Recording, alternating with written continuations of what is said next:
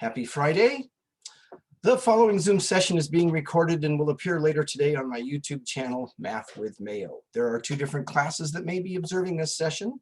Therefore, when you participate in the Zoom meeting, if you do not wish for your picture or your name to be made public, please leave the video off and use an alias name.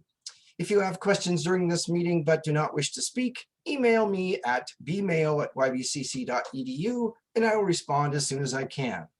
Alrighty, so today we're going to go on and take a look at section 10.2. We'll spend 2 days on that, today and Monday. But first, I have a couple of questions from students from section 10.1. This is 10.1, number 8. It says, solve the equation, enter your answers as a comma-separated list. And the equation is the following, parentheses, 3x minus 4, the quantity squared equals 64. This equation is already in that special form where we have a square, a perfect square on one side of the equation, which contains a variable, and a constant on the other side of the equation. Yesterday, I explained this method, but I never really actually labeled the name for it. It's called the square root property. And so what we're going to do now that it's in that form is we're going to take the square root of both sides of the equation. So we're going to get the square root of the quantity, 3x minus 4 squared, equals, again, plus or minus the square root of 64. On the left side of the equation, I'll get 3x minus 4. On the right side, I get plus or minus the square root of 64, which is 8. Okay, any questions on that? So then the next step, I'm going to add 4 to both sides. So I've got 3x equals 4 plus or minus 8. And then the next step, I'm going to divide by 3. Okay, so x equals 4 plus or minus 8 over 3. Let's take a look at those two solutions and simplify them. X would be 4 plus 8 over 3, which is 11/3. Hang on a second here. All right. What have I done wrong? I'm looking at the answers that they've got. Well, let's continue. And x is 4 minus 8 over 3, which is negative 4/3. They list negative 4/3 and 4 as the answer. Let's see, 12 minus 4b, yeah, 4 is correct. So let's see if we can figure out what I did wrong. They're saying that this answer, oh, I see what I did wrong. Can anybody tell me what I did wrong?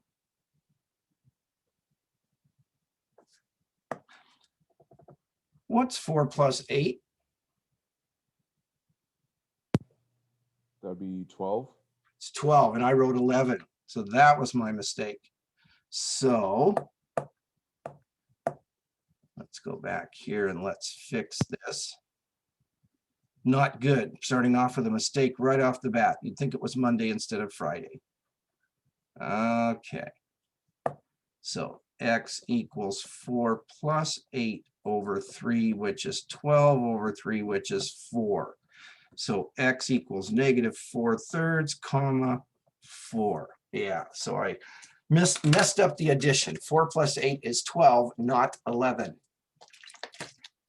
Okay.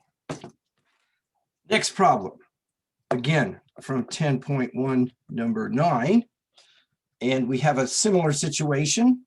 The quantity 8x plus 7 squared equals 28. So it's already in that special form that we need. We're going to take the square root of both sides of the equation. So I get 8x plus 7 equals plus or minus. Well, the square root of 28 can be simplified. The square root of 28 could be written as the square root of 4 times 7, which would be 2 square roots of 7. So the square root of 28 becomes 2 square roots of 7. 8x plus 7 equals plus or minus 2 square roots of 7. Okay, now my next step is going to be to subtract 7 from both sides. So I've got negative 7 plus or minus 2 square roots of 7. And then I'm going to divide by 8. So x equals negative 7 plus or minus 2 square roots of 7 over 8. In writing them as separate answers, you would get x equals negative 7 plus 2 square roots of 7 over 8, comma, negative 7 minus 2 square roots of 7 over 8. And again, as I mentioned yesterday, make sure that this comma ends up here, not down there, which happens sometimes, and then WebAssign doesn't recognize it as a correct answer. So there you have it. Any questions about that particular example? Okay, let's go ahead and move on to the next section, which is 10.2. So we're going to look at a formula that allows us to solve equations which are second-degree equations. And it actually uses this thing that we've just been doing, the square root property. I'm not going to go through and explain the whole process. I'm just going to give you the formula, and then we'll use it with examples. But let me say this. A second-degree equation, also known as a quadratic equation, in general could be written like this: ax squared plus bx plus c equals 0. A, b, and c are the coefficients of the terms. So for instance, let's say I had this equation: 6x squared minus x minus 1 equals 0. For this example, a would be 6, b would be negative 1, and c would also be negative 1. So here's the a, and there's an implied 1 there, and b and the c. Any questions where I got a, b, or c? All right. Now, let's go back to this ax squared plus bx plus c equals 0. There is a process called completing the square, but again, we're not going to go through it. But if I take this equation and I solve it for x, I get the following formula: x equals negative b plus or minus the square root of b squared minus 4ac all over 2a. This is called the quadratic formula. We will be using that in this section, okay? My suggestion is that you put this formula to memory. It's one that you're going to be using a lot in the future. All right, and I'll be referring back to it as we go along. Let's take a look at an example. Let's take the following equation: x squared plus 3x plus 2 equals 0. For this example, a is 1, b is 3, and c equals 2. So using the quadratic formula, we would get the following: x equals negative b plus or minus the square root of b squared minus 4ac all over 2a. Any questions yet? So now I'm going to go back and basically massage that right-hand side of the equation, simplify things. So negative times 3 is going to be negative 3 plus or minus the square root of 9 minus 4 times 1 times 2 is 8, all over 2. X equals negative 3 plus or minus the square root of 1, all over 2, 9 minus 8. X equals negative 3 plus or minus the square root of 1 is 1, all over 2. So let's split those up into the two different possibilities. X is negative 3 plus 1 over 2, which is negative 2 over 2, or negative 1. X equals negative 3 minus 1 over 2, which is negative 4 over 2, which is negative 2. So X equals negative 1, comma, negative 2. Or if they asked you to write the smaller one first, it would be negative 2 and then negative 1. All right, so those are the two solutions to this equation. Any questions about this problem? Let's go back and check our work. So I'm going to recopy the equation. X squared plus 3x plus 2 equals 0. And then I've got what? Negative 1 and negative 2. X equals negative 1, negative 2. So if X is negative 1, we get negative 1, the quantity squared, plus 3 times negative 1 plus 2 equals 0.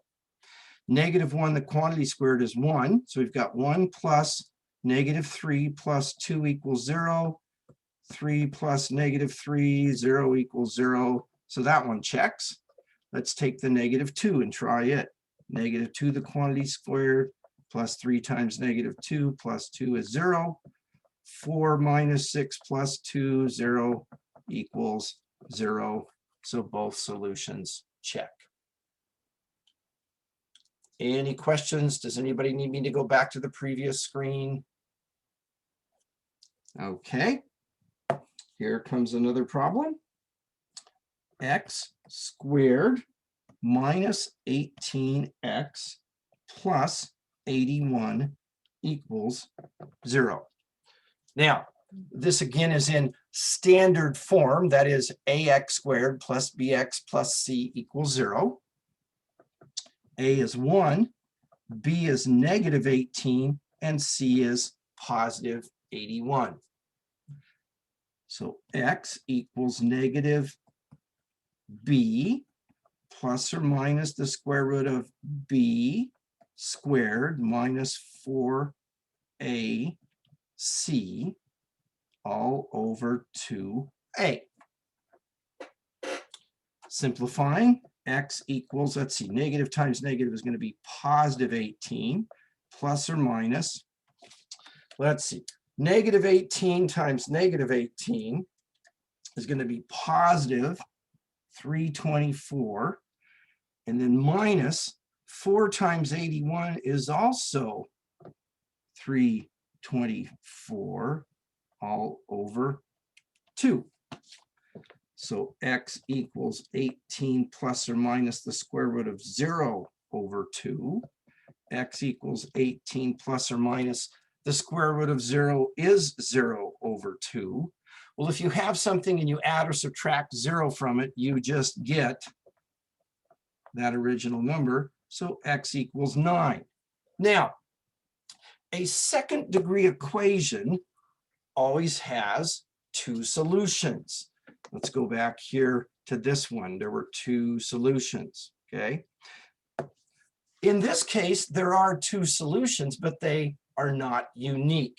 So the book calls this a repeated solution, because if we add 0 or subtract 0, we still get x equals 9. All right. Any questions on that? Okay. Here comes another one. Let's see here. 12z squared plus 5z minus 3 equals 0. A is 12, B is 5, and C is negative 3. Now we're actually solving for z instead of x. So it's going to be z equals negative b plus or minus the square root of b squared minus 4ac all over 2a. Where people tend to mess up on this is dealing with the signs underneath the square root, the minus 4 times 12 times negative 3. Sometimes they get the wrong sign there. That's the arithmetic that gets them. So be really careful with this. Okay. Z equals negative 5 plus or minus. 5 squared is 25. Minus 4 times 12 would be minus 48, times a negative 3 would be a positive. So we've got a positive, what, 48 times 3? Let's see, 48 times 3 is 144. Okay. And that's all over 24. Z equals negative 5 plus or minus the square root of 169 over 24. Again, 25 plus 144 is 169. Z equals negative 5 plus or minus the square root of 169 is 13. That's all over 12. Excuse me, over 24.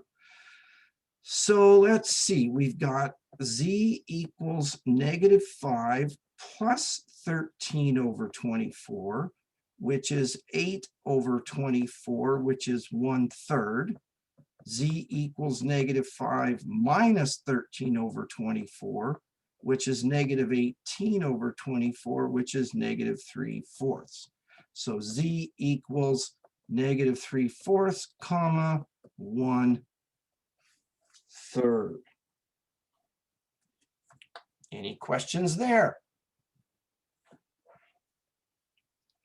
All right, continuing on. Let's say we've got this equation, 2x squared plus 7x equals negative 1. Now, this equation is not in standard form. That is ax squared plus bx plus c equals 0. We need to get it in that form before we identify a, b, and c. For instance, when we move the 1 over, it's now going to be a positive 1 instead of a negative 1. So a is 2, b is 7, and c equals 1, positive 1. X equals negative b plus or minus the square root of b squared minus 4ac all over 2a. If I'm going too fast, if you're frantically trying to write stuff down and you need me to slow down, please say so. Be happy to. Okay. X is negative 7 plus or minus the square root of 49 minus 8 all over 4. X is negative 7 plus or minus the square root of 41 all over 4. Now, the square root of 41 can't be simplified. There are no squares that are factors of 41. In fact, 41 is prime. So our two answers are going to be x equals negative 7 plus the square root of 41 all over 4, and x equals negative 7 minus the square root of 41 all over 4. Now, we're going to do something else with these problems. Since we have part of the problem that's irrational, the square root of 41, we're now going to take these two solutions and we're going to plug them into a calculator to get a decimal approximation to the nearest hundredth. So we'll go out 3 decimal places and round up or down to end with just 2 decimal places in our final answer. Okay, so what I want to do now is I want to take these two answers and rewrite them on the next page and look at how we need to put those into the calculator. So negative 7, so x equals negative 7 plus the square root of 41 all over 4. and x equals -7 minus the square root of 41 all over 4. Okay, now, the calculator doesn't think on its own. You have to tell it what to do. In this top solution, we want the entire numerator divided by 4, okay? So what we need to do is we're going to put in parentheses -7 plus the square root of 41, close parentheses, divided by 4 equals.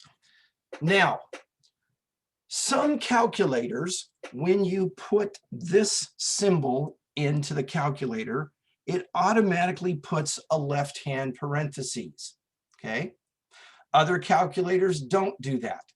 If you have a calculator that automatically does this, then you also need to put in a second set on the right to close it up, okay?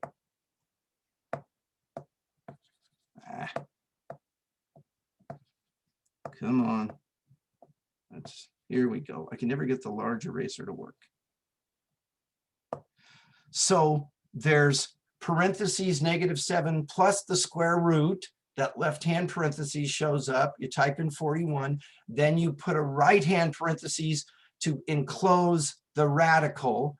Then you put another right-hand parentheses that says all of that, the -7 plus the square root of 41, all of that gets divided by 4. Okay? If you have your calculator handy, I would suggest you try that now. And if not, then you're going to need it later in this assignment. But parentheses -7 plus the square root of 41, close it up, close up the entire numerator divided by 4. And this is what I get. I get -0.14921189, etc., etc., etc.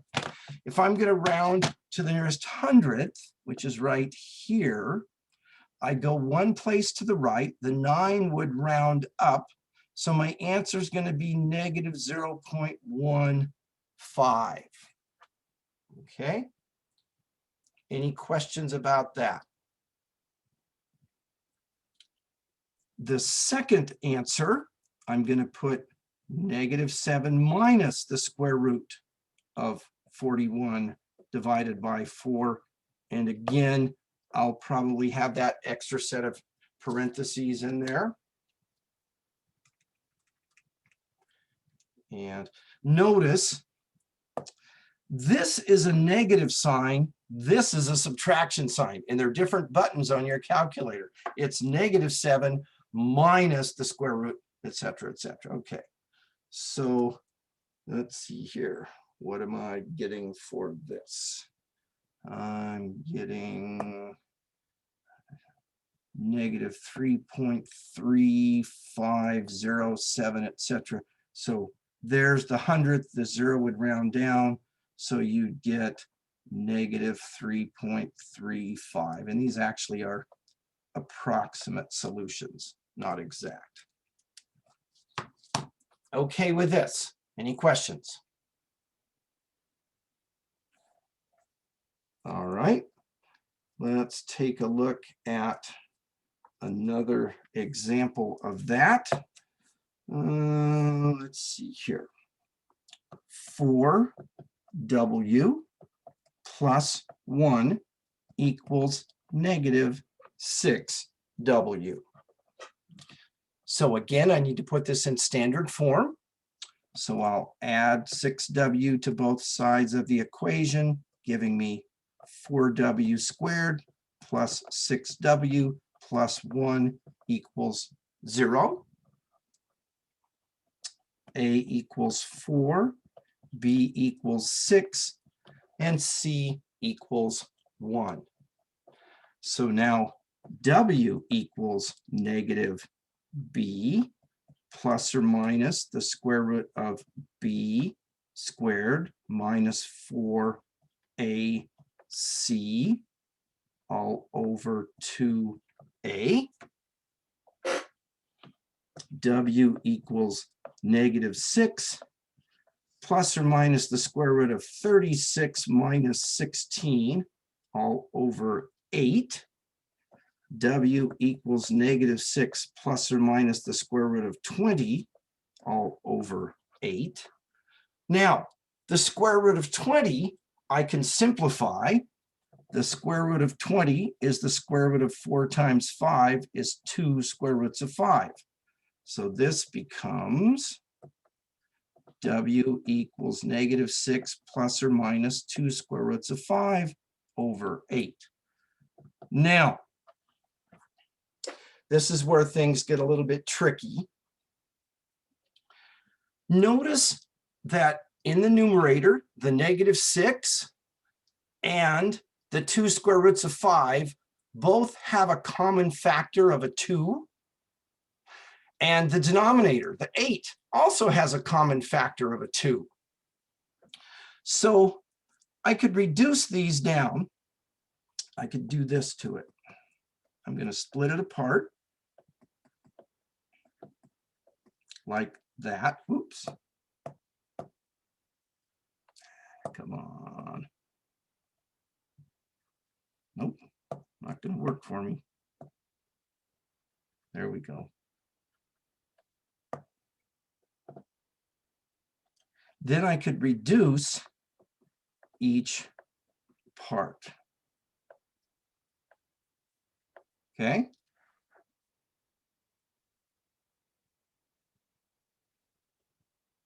Ah, I made a mistake though, didn't I? I'm still flustered by my eraser not working. This would be a 4 as well, wouldn't it? Because negative 6 over 8 would be negative 3/4, and the 2 over 8 would be a 1 over 4. And I don't need to write that implied 1 times the square root of 5, just the square root of 5. Okay, so my two answers are W equals negative 3/4 plus the square root of 5 over 4, and W equals negative 3/4 minus the square root of 5 over 4. Let's go to the calculator. Now, because I've split them up, they're not there's two separate fractions within those answers.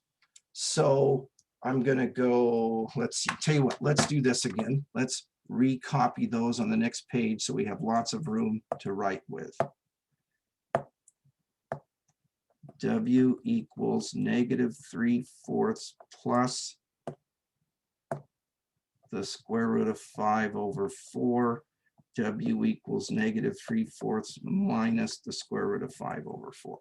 Okay, so this top one, it's going to be what?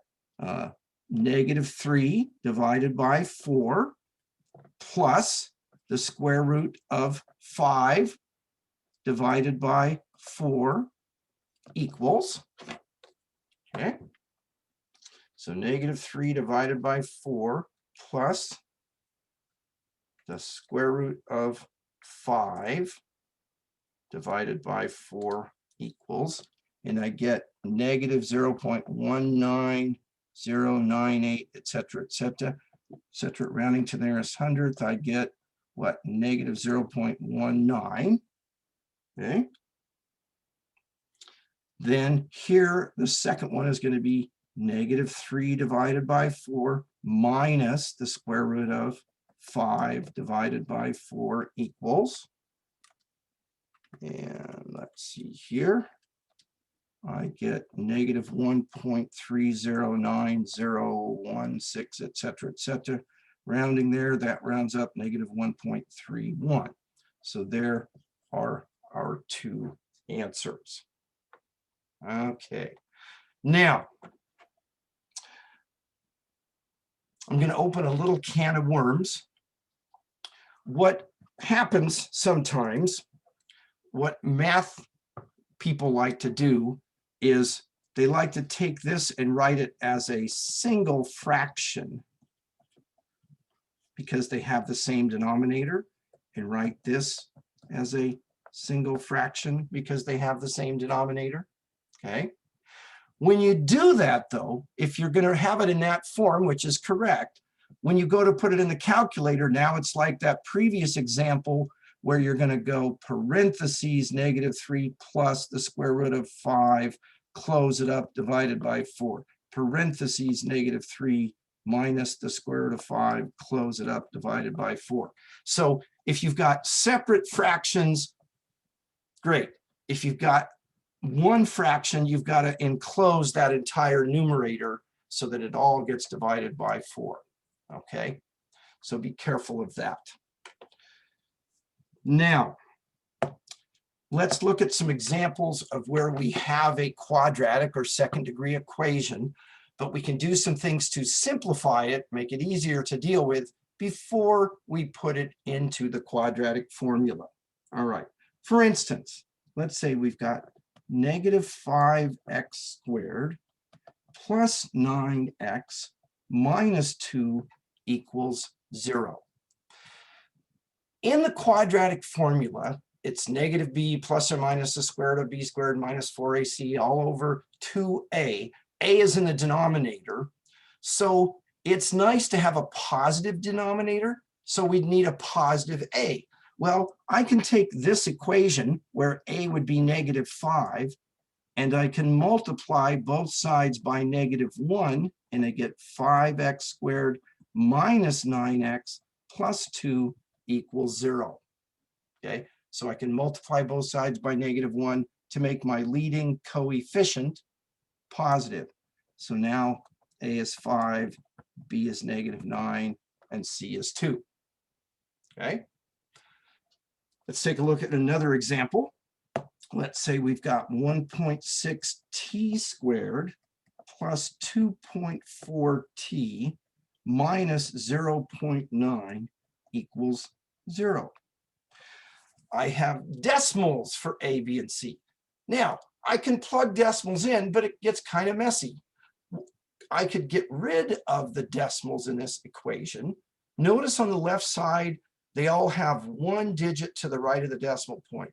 So I want to move the decimal place over 1 point or 1 place. So I'm going to multiply both sides by 10, which gives me 16t squared plus 24t minus 9 equals 0. So now a is 16, b is 24, and c is -9. Okay, so we can multiply both sides of the equation by a power of 10. What if we needed to move it 2 decimal places? We'd multiply everybody by 100. Okay, let's see. Also, let's say we have this situation. 1/8 x squared plus 1/2 x minus 3/4 equals 0. So we have an equation with fractions. Again, we could use a as 1/8, b as 1/2, and c as -3/4, but it gets really messy. So rather than deal with that, let's clear the fractions. To clear the fractions, we multiply both sides of the equation by the LCD. What's the least common denominator of 8, 2, and 4? Anybody? Smallest number they all go into? It would be 8. 2 goes into 8, 4 goes into 8, 8 goes into itself. So we multiply both sides of the equation by 8. Okay, so we've got 8 times 1/8 x squared plus 8 times 1/2 x minus 8 times 3/4 equals 0 times 8. The 8's reduced down and we get x squared. 8 over 2 is 4 and we get plus 4x. 8 over 4 is 2 and we get minus 6 equals 0 times 8 is 0. So this new equation is equivalent to the original equation, but now a is 1, b is 6, and c, excuse me, a is 1, b is 4, and c is -6. I need to stop looking ahead there. So we can multiply both sides by a negative number to make the leading coefficient positive. We can multiply by a power of 10 to clear decimals. We can multiply both sides by the least common denominator to clear the fractions. Finally, let's say we've got something like this, 33y squared plus 99y minus 66 equals 0. 33, 99, and minus 66 all are multiples of 33. So we could divide both sides of the equation, each term, by 33. We get y squared plus 3y minus 2 equals 0. And then a is 1, b is 3, c is -2. Plug that into the quadratic formula. By the way, I have a lovely song for you. Okay, let's see. It goes like this. -b, -b, plus or minus the square root, plus or minus the square root of b squared minus 4ac, b squared minus 4ac, all over 2a, all over 2a. Thank you. Thank you very much. I know you're thinking, keep your day job, or maybe I just need to get a day job. All right. So let's take a look at another example. Let's see here. We have 1/4 x squared minus 1/6 x minus 1/6 equals 0. So we're going to solve this thing, but we're going to start by clearing the fractions. So what's the least common denominator of 4 and 6? What's the smallest number that 4 and 6 both go into? Anybody? It's 12. And if you need a refresher on that, come back during the office hour and I'll be glad to spend lots of time refreshing you on that whole process if you need it. So now I'm going to multiply both sides by 12. So I've got 12 times 1/4 x squared minus 12 times 1/6 x minus 12 times 1/6 equals 0 times 12. 12 over 4 is 3, so I've got 3x squared minus 12 over 6 is 2, so minus 2x minus 12 over 6 is 2, so minus 2 equals 0 times 12, which is 0. Okay. So A is 3, B is -2, and C is -2. So x equals -b plus or minus the square root of b squared minus 4ac all over 2a. I want to point out something. The -2, the whole thing is being squared, so that ends up being a +4 when you square it. Careful of that.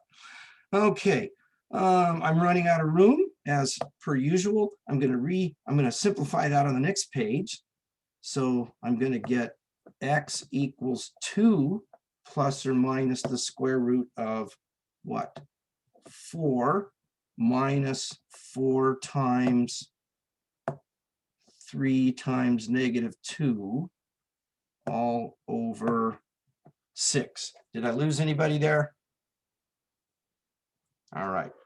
So x equals 2 plus or minus the square root of 4 plus, let's see, negative or minus 4 times 3 is -12 times -2 would be plus 24 all over 6. X equals 2 plus or minus the square root of 28 all over 6. X equals 2 plus or minus, but recall the square root of 28 equals the square root of 4 times 7 equals 2 square roots of 7 all over 6. For the top, wouldn't it be 4 minus 4, or how come you went 4 and then -4 times 3 times -2? So are you talking about this right here? Yeah. All right. So it's b squared minus 4ac. Okay, so that's where the minus 4 came from. Here. Okay. And then when you're multiplying, you've got -4 times +3 would be -12 times -2 would be +24. You okay with that? Yeah, I was just lost. That's why it wasn't 4 minus 4 times 3 times 2. But never mind. Yeah. In order of operations, you would do the multiplication before the subtraction. So Okay.